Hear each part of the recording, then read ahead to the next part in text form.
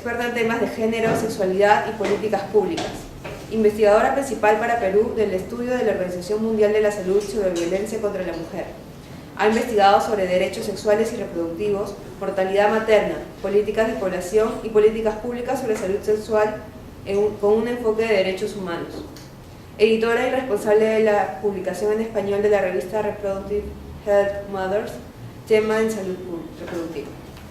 Con ustedes la doctora Palomino.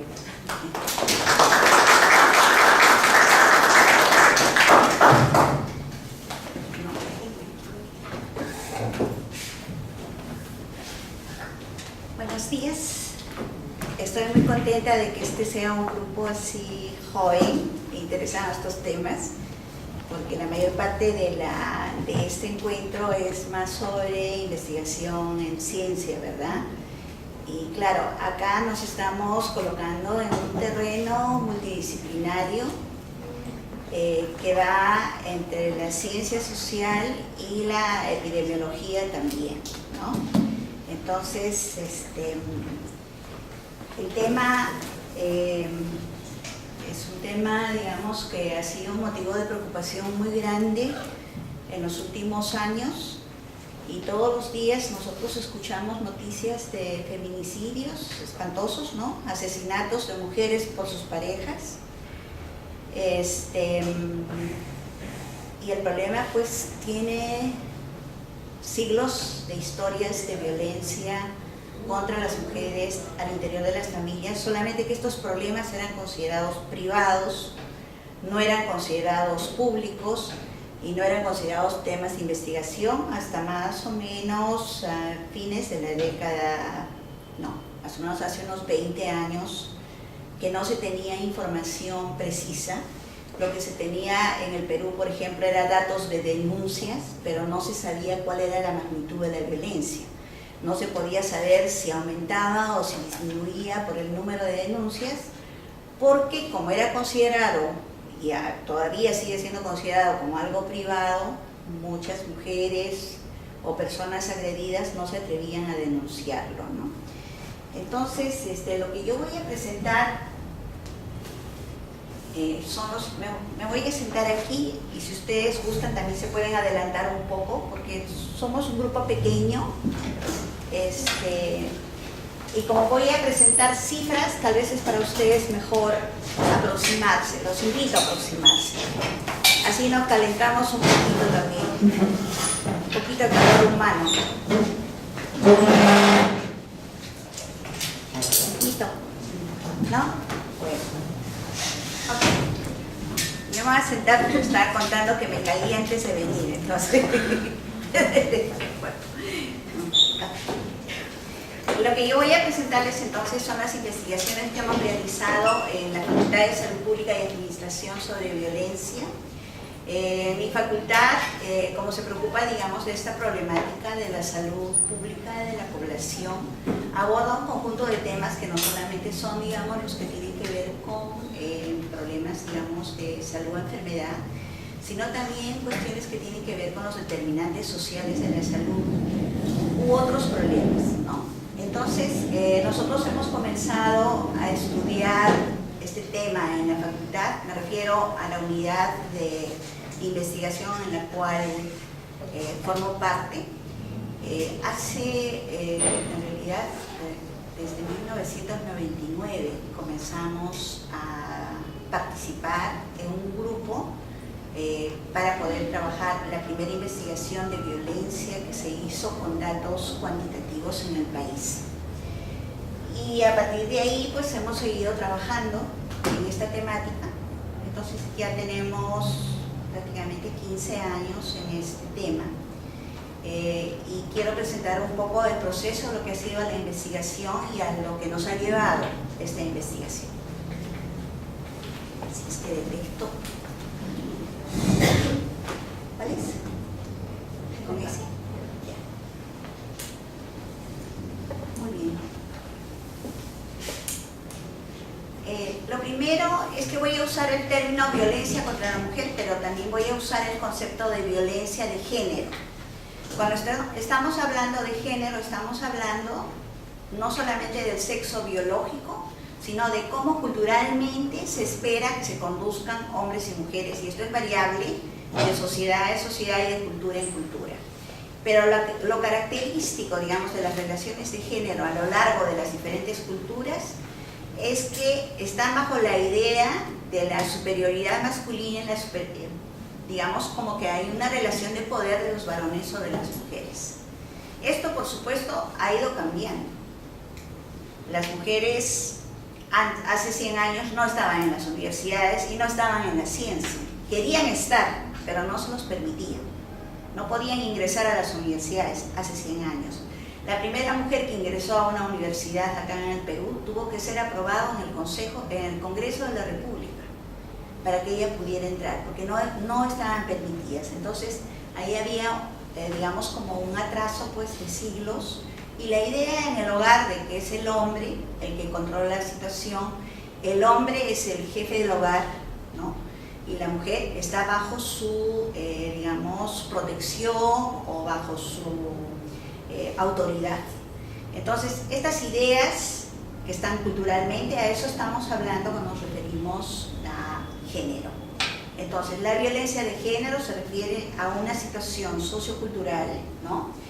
De relaciones de subordinación, de ejercicio del poder, en este caso de la violencia contra la mujer, de los hombres con relación a las parejas al interior del hogar, pero también en espacios públicos.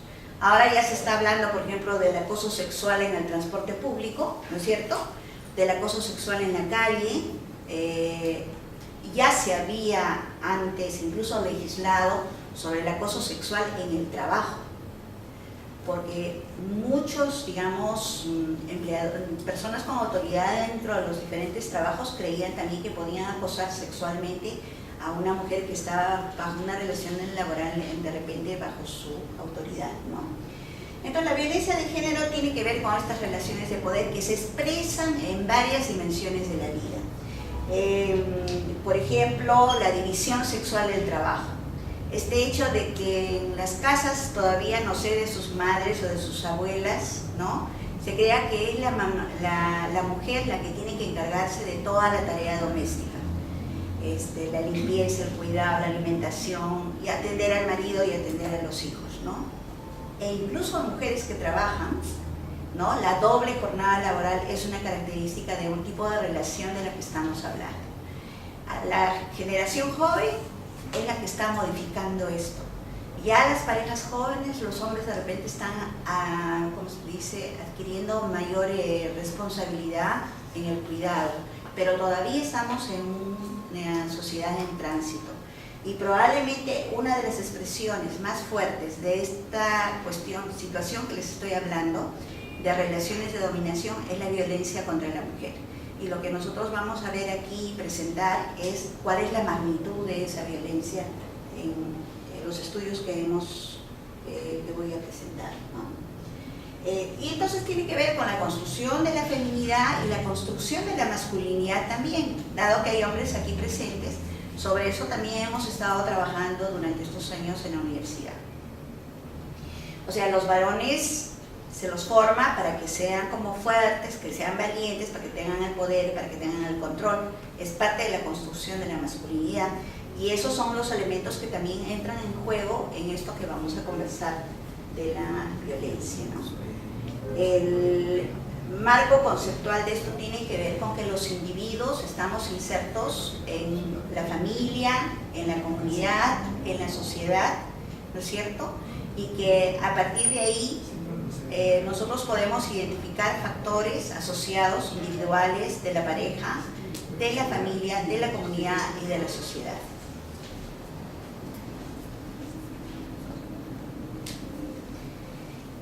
Entonces vamos a ver que la violencia se expresa de varias formas. Una forma que es la más conocida es la violencia física, el golpe, la patada, ¿no es cierto? Y puede haber incluso formas como extremas de esa violencia física, cuando hay intento de asesinato, intento de estrangulamiento, quemar a la persona o amenazarla con una arma contundente, ¿no? que puede ser un cuchillo, que puede ser un revólver. Este tipo de violencia la denominamos violencia física. También puede haber violencia sexual, que es la que hemos estado hablando antes, el acoso sexual, el obligar a una persona a tener relaciones sexuales contra su voluntad o cualquier tipo de acto sexual, lo cual una de las personas no quiera y la otra le obliga a hacer. Entonces de eso estamos hablando con relación a violencia sexual.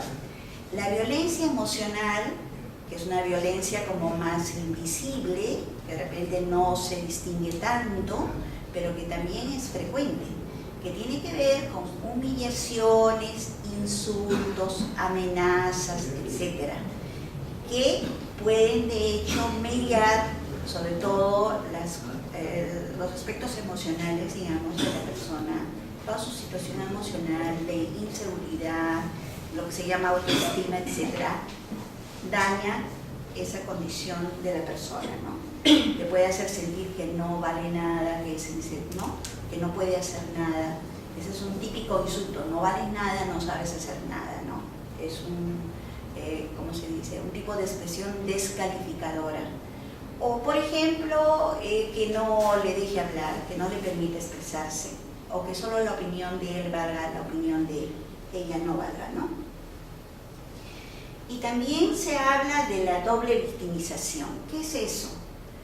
Cuando a veces, y eso nos sucede desde las instituciones que trabajamos con la temática de violencia, ¿no? Ya sea de la investigación o ya sea de los servicios, por ejemplo, servicios de salud o comisarías, juzgados u otros, que consideran que la mujer es una víctima pasiva que no puede hacer nada, ¿no? Es como pobrecita, y ella queda como anulada. Eso es como una doble victimización también, porque aparte de la violencia que ella sufre, las instituciones también no confían en que ella pueda ser capaz de hacer algo, o la tratan de presionar para que haga algo que realmente la persona no está dispuesta a hacer. En servicios de salud, por ejemplo, es típico decir: ¿por qué no le denuncias? Pues denúnciale. De nuevo regresas con el mismo problema: ¿por qué no lo has denunciado, no? Y lo que no se sabe es que una denuncia, ¿no?, puede ser un grave riesgo para ella. Los feminicidios, por ejemplo, a lo cual inicié, digamos, esta conversación con ustedes, tienen que ver con casos de mujeres que han intentado salir de la violencia, que han roto con la pareja, ¿no es cierto?, y que la pareja ha regresado, ha intentado volver con ella, y si ella no se lo ha permitido, entonces, o lo ha denunciado, a veces llega al extremo de intentar asesinarla o asesinarla, ¿no? En el caso último que sucedió este fin de semana, que era terrible, justamente denunciaban de que la fiscalía y la comisaría no habían hecho nada, pero que la mujer que fue asesinada había presentado denuncias de manera permanente, ¿no? Entonces, de ahí también se habla de la doble victimización. Y las consecuencias de la violencia contra la mujer, las más graves ya las hemos hablado, o sea, es la muerte, ¿no? Porque puede ser el asesinato, pero también puede ser el suicidio. Ahora se ha estado investigando últimamente, no nosotros, pero sabemos que lo han estado viendo en el Ministerio de Salud, investigar el suicidio en adolescentes embarazadas. Muchas adolescentes embarazadas, el embarazo ha resultado en una violación sexual. Y entonces el suicidio está asociado a la violencia, que a veces está escondida. Se cree que porque está embarazada, pero hay una violencia que está subyaciendo ahí en esas situaciones, ¿no? Bueno, entonces puede haber suicidio, puede haber, la misma mujer puede morir, o también a veces puede asesinar a su, ¿cómo se dice?, agresor, ¿no? También hay casos de homicidio de mujeres, de que ellas se transforman en asesinas justamente para enfrentar a un agresor que está permanentemente en la casa. En la salud hay un conjunto de enfermedades de tipo físico, porque la violencia severa puede causar fracturas, moretones, ¿no? Traumatismos, si es golpeada en la cabeza, o sea, depende de dónde la mujer es golpeada, ¿no? También la violencia sexual genera un conjunto de problemas, no solamente emocionales, sino también ginecológicos. La mujer que sufre violencia sexual está tiene más probabilidad de sufrir infecciones de transmisión sexual, incluso VIH-Sida, ¿no? Ahí también puede sufrir un aborto por efecto de la violencia. En el estudio, ahorita no tengo el dato, no lo voy a presentar, pero en el estudio que hicimos encontramos una prevalencia de violencia física durante el embarazo a las mujeres, y el golpe, la patada, iba directamente al vientre.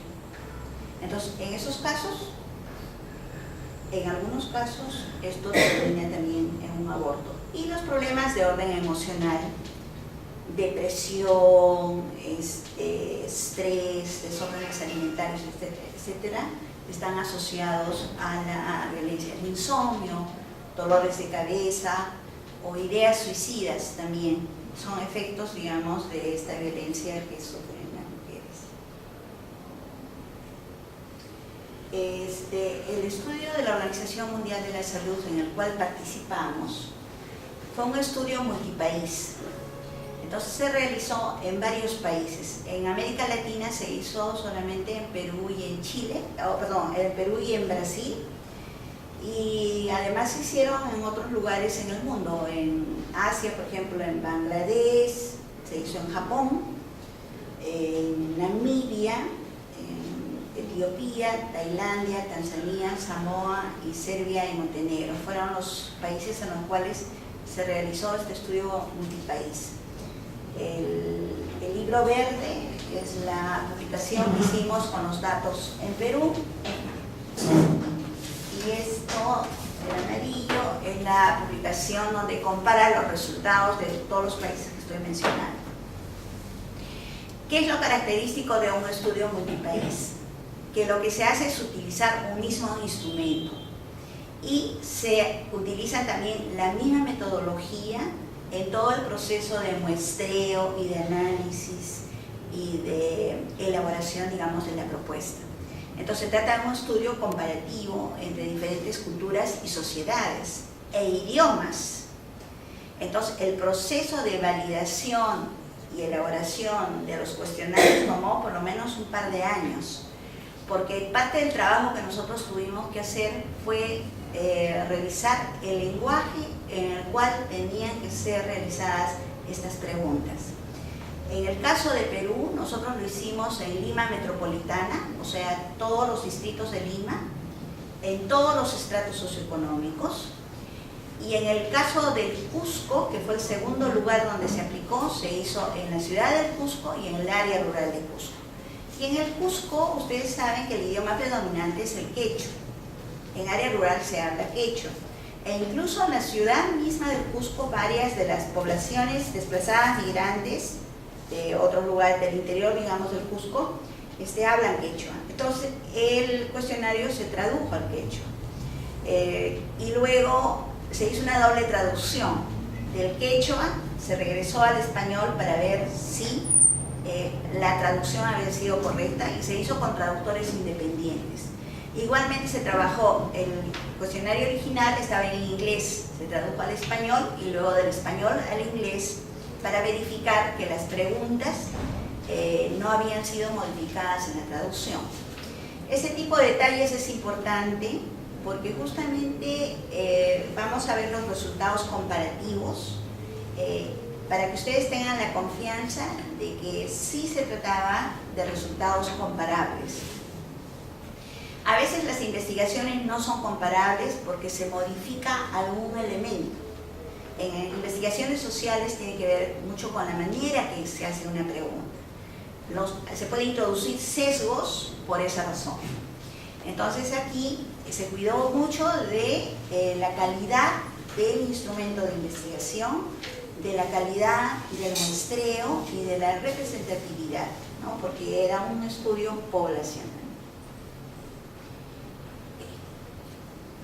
Entonces, acá están los objetivos. ¿Cuál era el objetivo de este estudio? Cuya data se levantó el año 2000.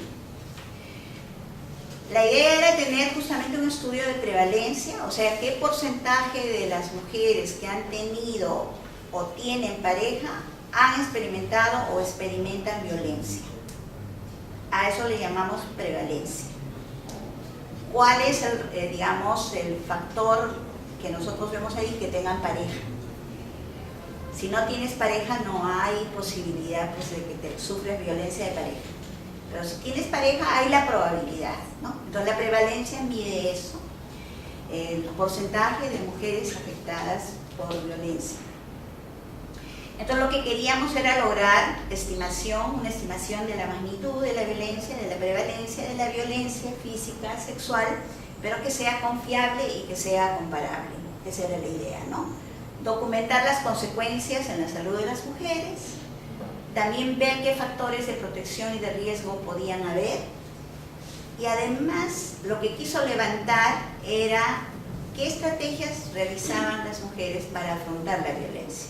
O sea, bajo la idea de que la mujer no es una víctima pasiva, sino que las mujeres desarrollan, digamos, acciones para afrontar la violencia, que puede ser buscar ayuda, a veces irse de la casa, etcétera, ¿no? Denunciar el caso. Se hizo en una población de 15 a 49 años de edad. No sé si ustedes están familiarizados con las encuestas de salud, las ENDES. La ENDES se aplica en esa misma población, de 15 a 49 años de edad. Entonces se hizo con la misma población, con el mismo, digamos, rango de edad de la ENDES. En Lima Metropolitana, como dije, y en el Cusco. Y el instrumento de investigación fue un cuestionario, ¿no? De preguntas cerradas en español y traducido al quechua.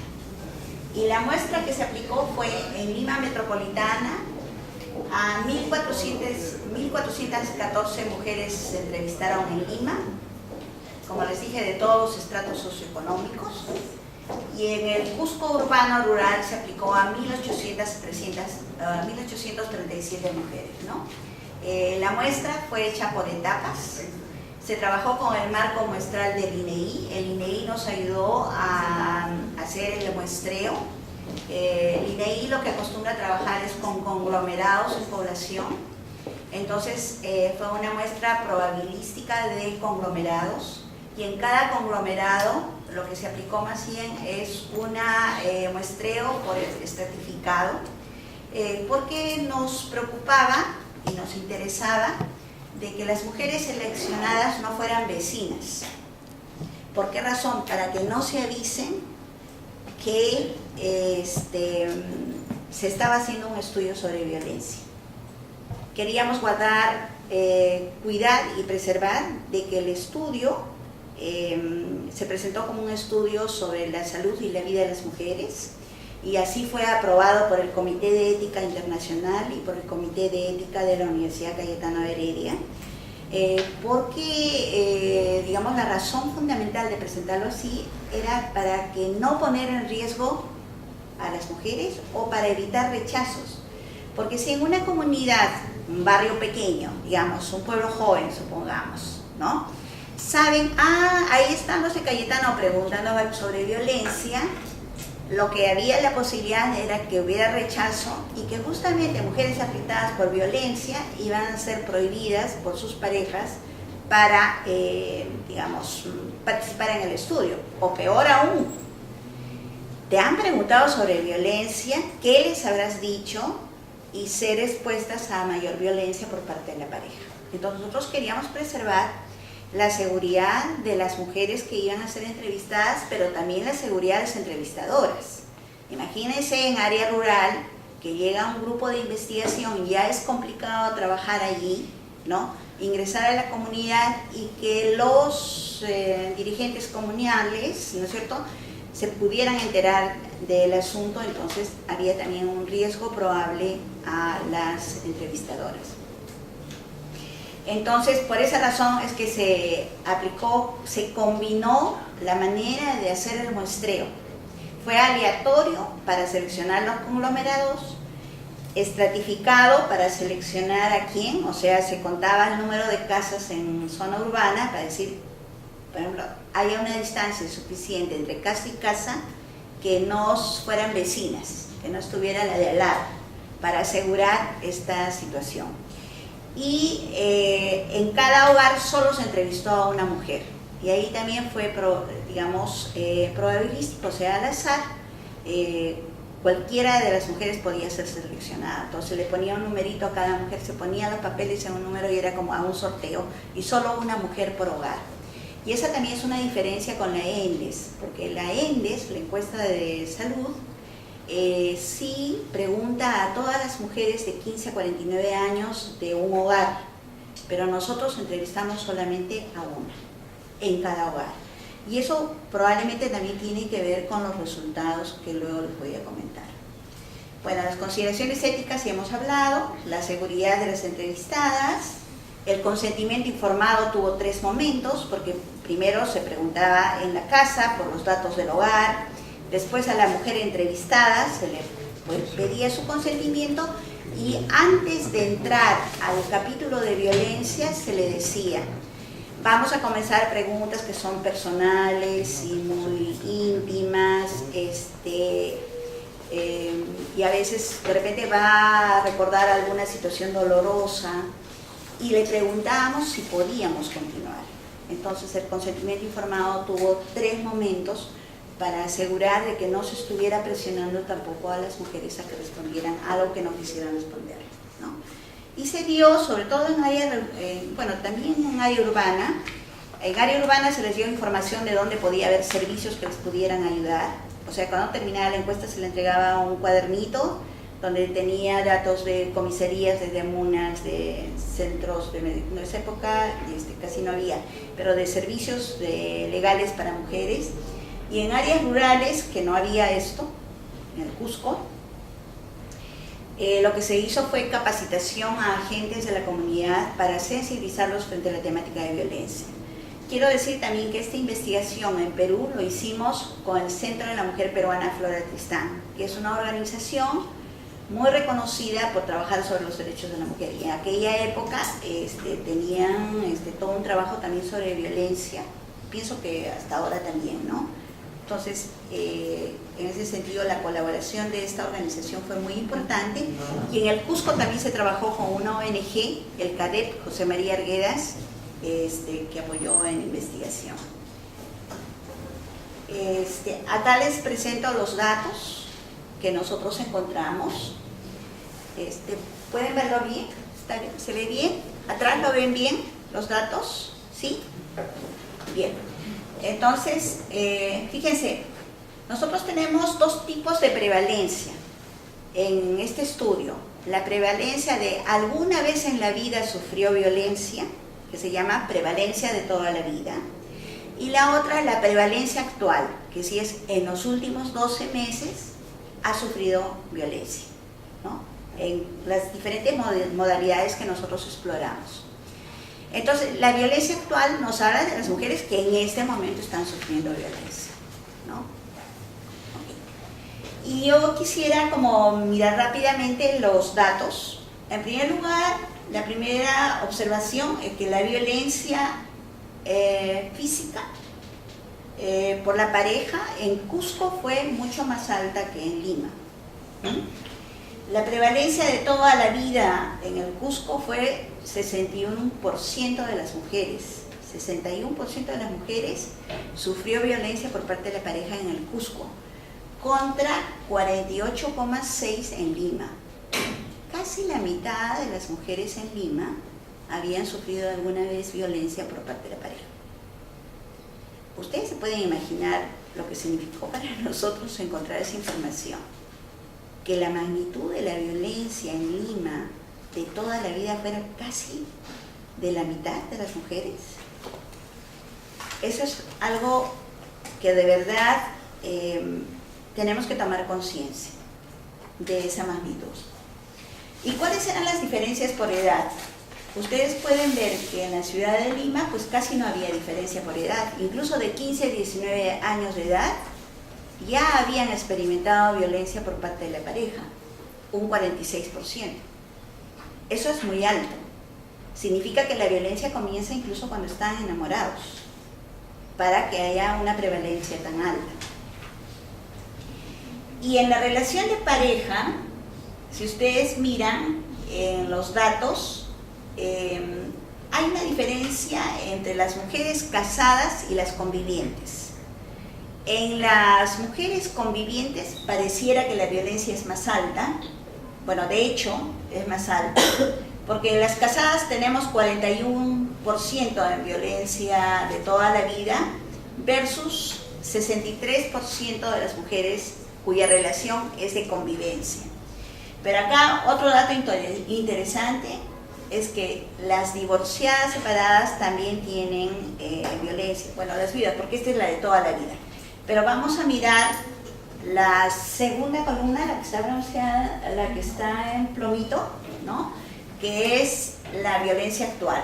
En ese caso, solamente las viudas se libran de la violencia. En la violencia actual, en la de los últimos 12 meses.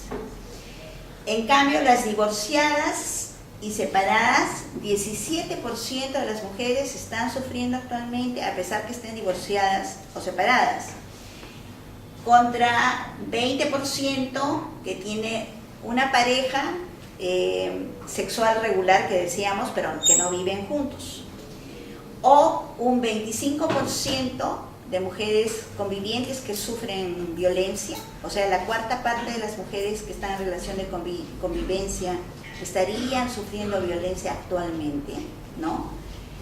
Y más bien en las actualmente casadas, el 11% en Lima. Las prevalencias del Cusco son mucho más altas, como ustedes pueden ver, ¿no? En Lima la prevalencia de violencia actual física es casi 17% y el 24.8%, o sea 25%, una de cada 4 mujeres en el Cusco estaría actualmente sufriendo violencia física. ¿Está bien? ¿Está comprensible esto? Entonces ahí lo tenían por edades, relación de pareja, educación. ¿Cómo vamos de tiempo? ¿Terrible? Sí. Ya, entonces voy a correr. En violencia sexual también, voy a solamente presentar los datos globales. Alguna vez en la vida en Lima, 22,5%. Alguna vez en el Cusco, 46,7% violencia sexual por parte de la pareja. Es más, en el Perú antes no era considerado violencia sexual la violencia sexual dentro del matrimonio. Solamente con la modificación del Código Penal, que fue a comienzos del año 90, se comenzó a considerar que sí podía haber violación sexual dentro del matrimonio. Cuando una mujer es obligada a tener sexo contra su voluntad, no importa la relación que tenga con la persona, ¿no? En el caso de Lima, en los últimos 12 meses, 7%, y en el caso de Cusco, 23%. Ok, pero acá lo interesante son los resultados comparativos por países. Fíjense ustedes nuestro triste récord. El país, la localidad de abajo es Perú, Cusco, ¿lo ven? ¿Lo ven atrás? Ahí es donde tenemos la prevalencia de violencia física más alta de todos los otros países. Fíjense, la prevalencia de toda la vida. O sea, ninguno de los otros lugares donde se aplicó la encuesta de todos los países que les relaté logró, digamos, alcanzar esa magnitud. O sea, tenemos un triste récord realmente. En violencia sexual, y Lima está, digamos, en magnitud de violencia en el tercer lugar, con relación a los otros lugares. En el caso de la violencia sexual, acá nos hemos librado un poco porque hay algunos países que tienen la violencia sexual mucho más alta, el Cusco estaría como en tercer lugar en magnitud y Lima, bueno, un poquito más arriba, ¿no? Pero la violencia física sí que es altísima. Bueno, entonces ahí están los resultados. El azul es alguna vez, o sea, la violencia de toda la vida, y los rojos son la violencia actual, los últimos 12 meses. Y la violencia emocional también, como ven, es altísima.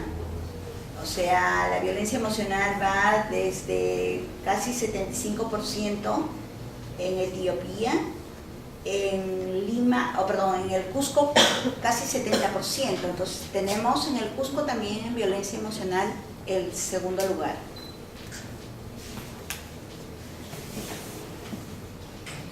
Y luego le quería también comentar que la ENDES comenzó a incorporar un capítulo de violencia en sus encuestas, pero la violencia que la ENDES calcula es menor que la que nosotros logramos.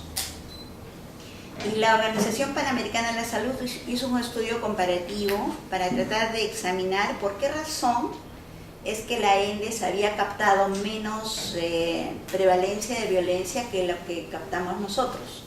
Y lo que ellos dicen es que, bueno, en el caso del estudio de la ENDES, en primer lugar, sobre todo en la primera aplicación, y yo no sé muy bien en las siguientes, ellos preguntaron a las 2 o 3 mujeres que habían en el hogar, mientras que nosotros preguntamos a una sola. La otra cuestión es que la ENDES no solamente abarca violencia, abarca muchísimos temas. Es una encuesta muy grande, que incluso miden la desnutrición infantil, les toman medidas, todo eso es larguísima. En cambio, el estudio nuestro fue específicamente sobre violencia, y también creen que ellos consideran que la capacitación que recibieron las encuestadoras, supervisoras, en fin, todos los equipos de trabajo de campo, fue una capacitación muy buena, porque les trabajó no solamente los aspectos, digamos, técnicos de desarrollo de la encuesta, sino también las cuestiones de género, las cuestiones emocionales, y se le dio apoyo emocional también a las investigadoras, a las encuestadoras, porque de hecho en el grupo, con esa prevalencia de violencia, había mujeres que habían sufrido violencia o que la estaban sufriendo por parte de sus parejas, ¿no? Y bueno, no solamente hemos trabajado este estudio, sino un colega mío que está en mi unidad ha trabajado también la masculinidad y la violencia, un estudio cualitativo en Lima y el Cusco, para ver qué pasa con los hombres. Porque si bien este no ha sido un estudio cuantitativo, sí permitió aproximarse a lo que son justamente la construcción de la masculinidad y cómo esta de alguna manera influye en el hecho de la condición de la violencia, ¿no? O sea, esta cuestión del poder, por ejemplo, el manejo del poder y del control, ¿no? Estas ideas de que las mujeres pueden estar bajo el control de los varones y que los varones tendrían que controlarlas, ¿no? Y que esos elementos los que hay que cambiar. Y entonces, a partir de estos estudios, nosotros hemos desarrollado en la unidad, liderado por el profesor Miguel Ramos, el programa de hombres que renuncian a su violencia. Es un programa dirigido a hombres agresores, ¿no? En que los hombres se juntan para reflexionar sobre su masculinidad, pero también para reflexionar sobre su violencia e intentar detener esa violencia. Hay procesos que pueden durar de 6 meses a 2 años para que los hombres logren detener la violencia. Este programa ha sido muy importante porque es un programa voluntario y lo que ha abierto es la posibilidad justamente del inicio de un trabajo en el cual los hombres se responsabilicen de su violencia. O sea que la violencia no es porque la mujer dijo esto o porque hizo aquello, sino que cada cual es responsable de su violencia, ¿no? Y también porque los hombres sufren problemas, violencia en la infancia, por ejemplo. Todo el tiempo tratar de demostrar que son como muy valientes, muy fuertes, muy machos, ¿no? Y que eso también condiciona a comportamientos violentos. Entonces, este programa busca modificar estas conductas violentas de los varones y busca una mayor comprensión de la problemática de los varones también. El programa, ya no voy a hablar de la metodología ni de los resultados, pero quería decirles que nosotros también apoyamos a la Municipalidad de Lima con un programa que ellos tienen ahora, que es el programa Oye Varón. La metodología que están aplicando es la metodología que nosotros hemos utilizado en el programa, y en ese sentido hemos pasado de la investigación al trabajo de, promoción comunitaria, por decir algo, y a la incidencia en política pública. Porque de hecho, con la magnitud de la violencia, ninguna universidad, ninguna organización sola puede enfrentar semejante problemática. Se necesita un esfuerzo mucho más concertado, donde los gobiernos locales, los gobiernos regionales y el gobierno nacional, y de hecho el Ministerio de la Mujer también lo está haciendo, comienza no solamente a trabajar servicios de atención a las mujeres y reparación a ellas cuando son afectadas, sino también involucrar a los varones en la lucha contra la violencia. Por eso agradezco la presencia de los varones que están aquí, porque me parece que el tema de violencia es un tema que comienza a convocar a los varones también, y por supuesto a todas las mujeres presentes, ¿no? Espero que la presentación les haya sido útil para darse cuenta de la magnitud. Muchas de ustedes deben tener amigas o familiares, etcétera, que sufren violencia, y lo importante es no quedar paralizado frente a ello, ¿no? Sino comenzar a hablar de ello, que es lo que muchas de las mujeres que participaron en la encuesta nos dijeron. Nunca hablé de esto a nadie, nunca hablé con nadie, es primera vez que hablo de esto, ¿no? Y hablar de una problemática como la violencia tiene un efecto terapéutico. Detrás de cada cifra que he presentado hay una mujer con ese problema. O sea, los porcentajes son datos fríos, pero detrás de cada una de ellas hay una mujer que sufre. Y no solamente ella, su familia, sus hijos, etcétera, ¿no? Bueno, el equipo que trabajamos en eso, a ver si sale. Ahí está. Y en los logros, muy breve, es que este estudio y los datos que les he presentado han sido permanentemente citados en todos los documentos de política nacional sobre la temática de violencia, el Ministerio de la Mujer, o sea, he referido también obviamente a los resultados del estudio y del estudio multicéntrico por la mayor cantidad de publicaciones científicas que existen sobre el tema de violencia. La experiencia del programa ha servido pues para apoyar, bueno, no solamente al programa municipal del cual he hablado, sino también a otras iniciativas que en el país se están dando. Y de hecho tenemos contacto y una red de varones comprometidos y sensibilizados ante la temática de la violencia. Y también se ha hecho capacitación y sensibilización a cientos de funcionarios de varios de los ministerios del país y gobiernos regionales también. Okay.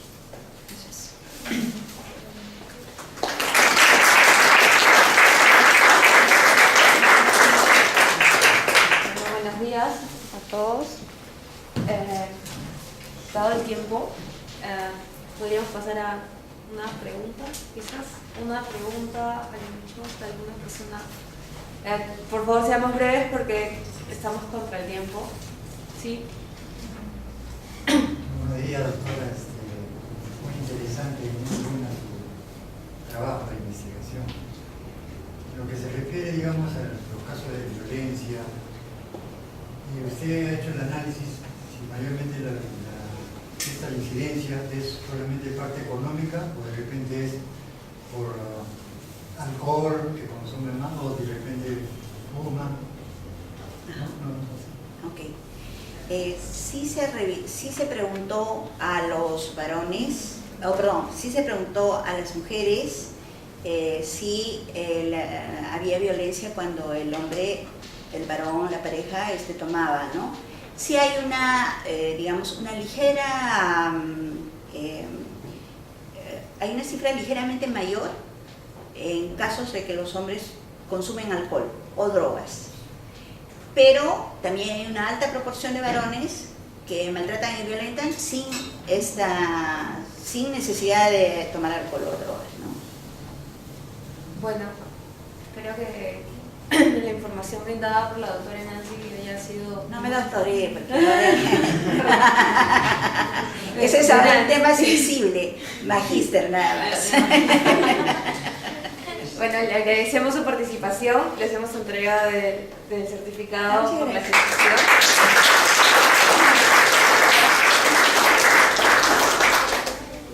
Sí, ahora vamos a seguir con la doctora Rosario Rojas Durán. La voy a presentar en este momento. A ver, doctora, de repente su presentación. Ah, bien. Bueno, mientras nos instalamos, voy a presentar a la doctora Rosario. Ella es médico cirujano.